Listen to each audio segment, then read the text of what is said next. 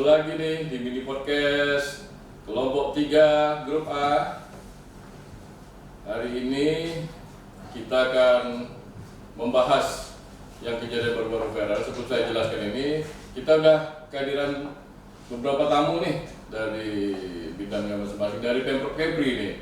Baiklah, saya perkenalkan dulu masing-masing narasumber kita. Yang pertama ada Pak Juniarto. Hai. Yang kedua Pak Rialdo. Assalamualaikum. Yang ketiga ada Pak Patrick. Assalamualaikum. Yang terakhir nih, ini nih yang paling ganteng nih, Pak Jalil. Assalamualaikum. Baik, mereka nih udah berkecimpung di bidang masing-masing nih. Baik, untuk tidak memperlama ini, kita langsung aja nih ke topik kita nih. Baiklah, baru-baru ini kita dengar ada fenomena yang viral tentang manipulasi presensi digital atau absen bodong, lebih dikenal dengan menggunakan aplikasi fake GPS. Ini terjadi di Kabupaten Cirebon. Baiklah, adapun topik yang kita mau angkat dalam pembahasan kita kali ini, Bapak-bapak, itu tentang strategi dan inovasi peningkatan kinerja organisasi, studi kasusnya dari fenomena ini. Baiklah, narasumber pertama Pak Juniarto. Menurut Pak Juniarto, gimana apa yang terjadi belakang ini yang seperti kita bahas tadi? Rasios, benar sekali. Karena kasus ini sangat relevan untuk dibahas karena tim pemeriksa daerah setempat baru saja menyelesaikan evaluasi final dari total 1000-an ASN yang diperiksa sejak April. Sebanyak 577 ASN resmi dinyatakan melakukan pelanggaran disiplin. Mirisnya, mayoritas pelaku berasal dari sektor pelayanan publik dasar, yaitu dari Dinas Pendidikan dan Dinas Kesehatan. Terima kasih, Os.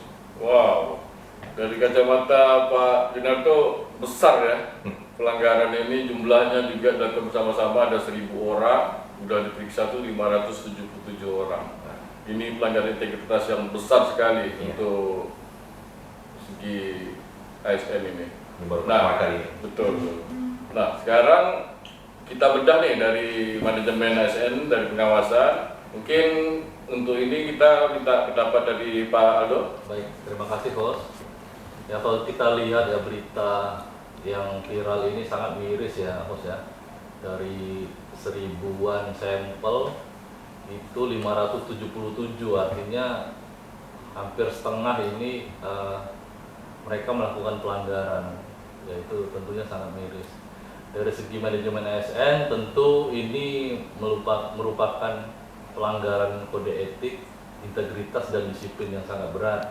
Sanksinya juga ini harus ditindak lebih berat. Nah, kalau kita lihat dari segi keuangan negara, tentu di sini ada terjadinya kerugian negara, karena kan tolak ukur dari pembayaran TPP itu adalah absensi atau kehadiran. Nah, kalau kita lihat dari 577 ini, kalau kita kalikan 1 tahun atau 2 tahun, itu 1 bulan aja 1 juta udah berapa? Bisa miliaran ini.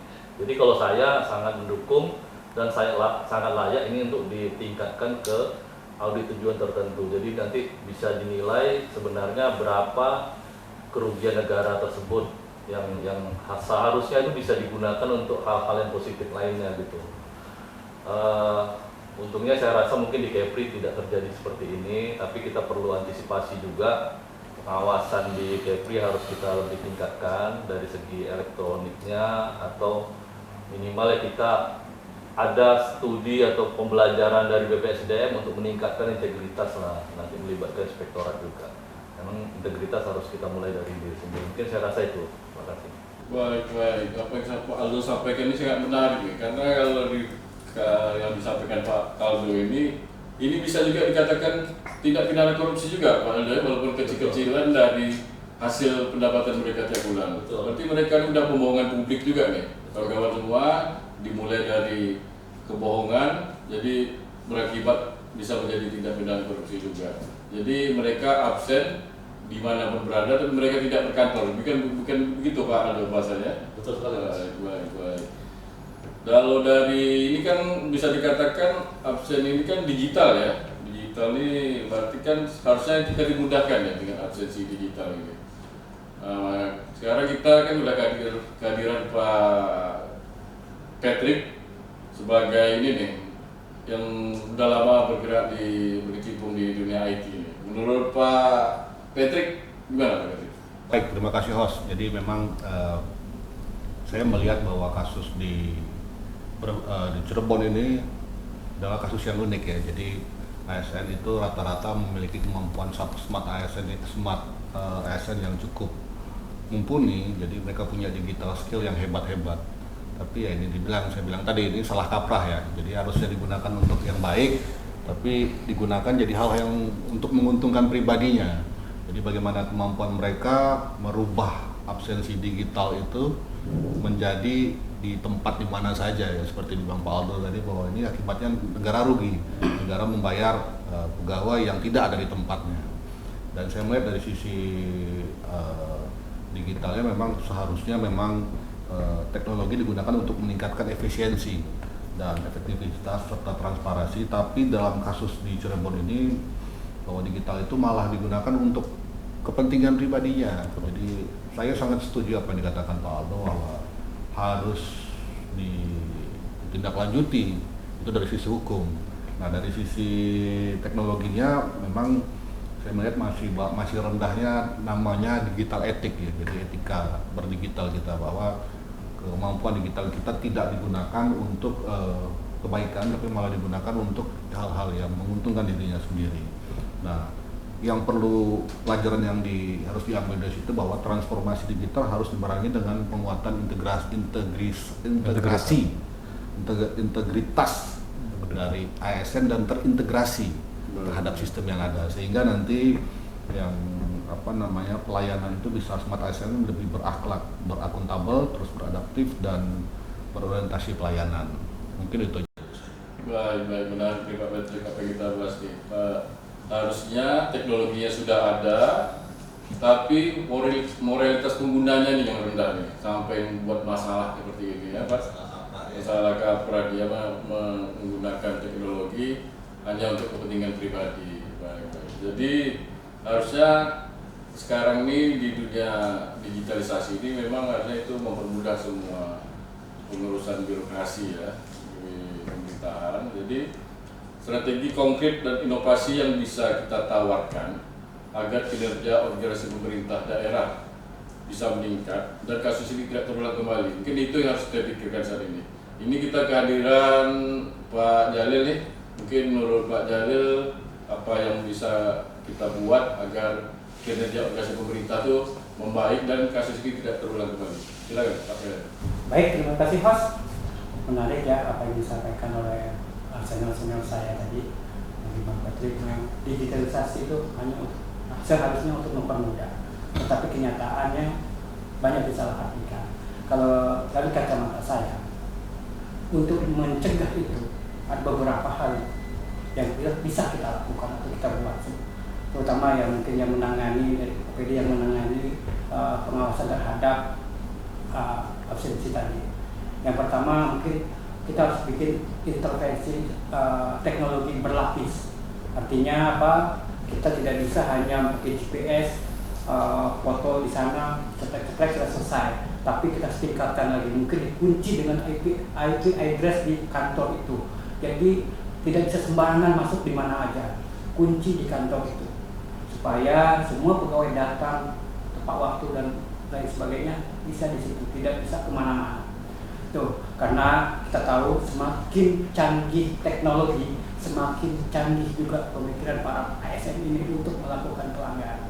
Mungkin itu aja. Baik. Dengan kata bisa saya simpulkan ini, setiap satu ASN itu punya satu IP address yang dikunci sama pemerintahnya ya. Oke, ya. Jadi menurut Pak Aldo, ini udah kita bahas, ini menarik nih. Ini dari manajerial nih, saya ingin tahu juga nih pendapat Pak Janiarto nih. Jadi Pak Janiarto udah dengar dari Pak Aldo, Pak Patrick dan Pak Janil. Menurut Pak Aldo nih, gimana nih dari sisi manajerialnya? Saya sangat setuju, izin dengan apa yang disampaikan oleh narasumber kita.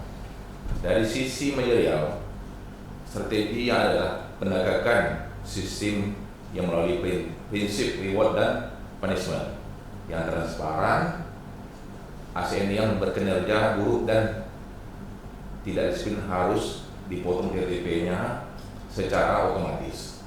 Dan apabila atasan itu langsung harus membiarkan hal itu harus ikut disanksikan karena mengawasi hal yang mengawasinya.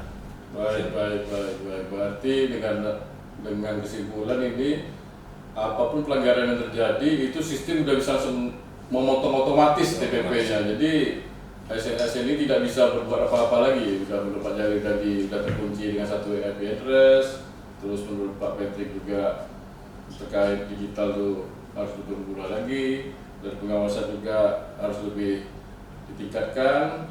Jadi memang kita pemimpin-pemimpinnya juga harus selalu mengawasinya, Pak Junior ya. Tambahan nih Bos. Baik.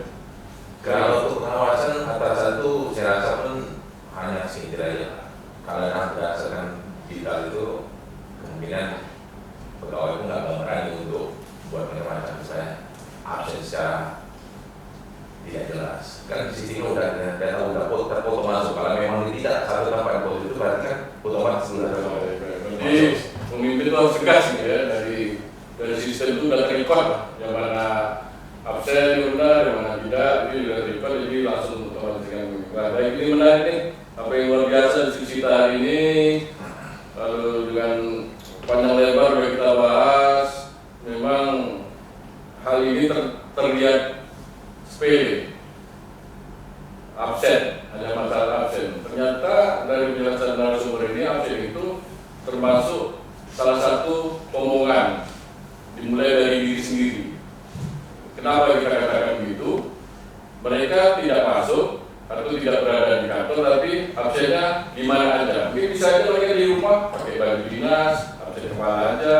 Ternyata GPS-nya udah di kantor. Luar biasa, teknologi semakin tinggi, semakin cerdas juga orang-orang berpikir untuk melakukan penipuan ini. Luar biasa diskusi kita ini. Jadi bisa saya simpulkan nih, Bapak-bapak narasumber, sebenarnya digitalisasi birokrasi itu tidak akan bermakna tanpa adanya akuntabilitas dan integritas dari para manusianya, yaitu ASN di mana berada, di pemerintahan manapun. Jadi dimulai dari ASN-nya, barulah bisa mendapatkan birokrasi yang baik. Untuk terakhir nih, karena waktu juga kita tidak bisa lama, ada Bapak-bapak yang juga punya kesibukan masing-masing. Terima kasih Pak. Mungkin kita minta closing statement dulu nih dari Pak Alun. Baik. Jadi secanggih apapun teknologi, saya rasa manusia pasti dapat mengimbanginya, berbagai cara untuk memanipulasinya. Jadi saya rasa integritas itu muncul itu harus dari diri sendiri dulu. Satu. Yang kedua, pimpinan harus menjadi contoh yang baik pada bawah. Mungkin itu. Baik.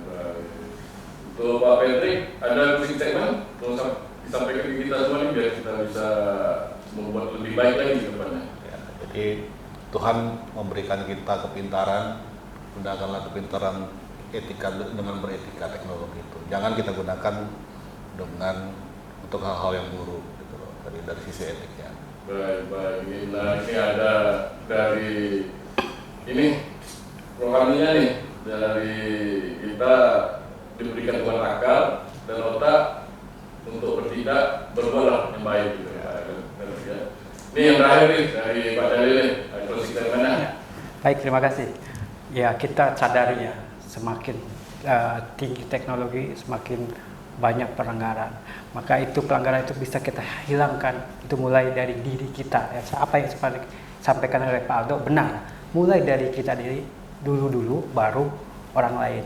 Maka mulailah dari kita, mulailah dari saat ini. Jangan ditunggu lagi. Yuk. Baik, Pak. Terima kasih Pak Juniarto, Pak Aldo, Pak Patrick, Pak Jalil atas kesempatannya dan waktunya meluangkan waktu ke studio kami ini. Baiklah. Kalimat closing statement dari host, kita ASN berakhlak bangga melayani bangsa dengan integritas tinggi. Sampai jumpa di mini podcast berikutnya. Saya Sujiartanto, host mini podcast. Sampai jumpa. Wabillahi taufiq wal hidayah. Wassalamualaikum warahmatullahi wabarakatuh.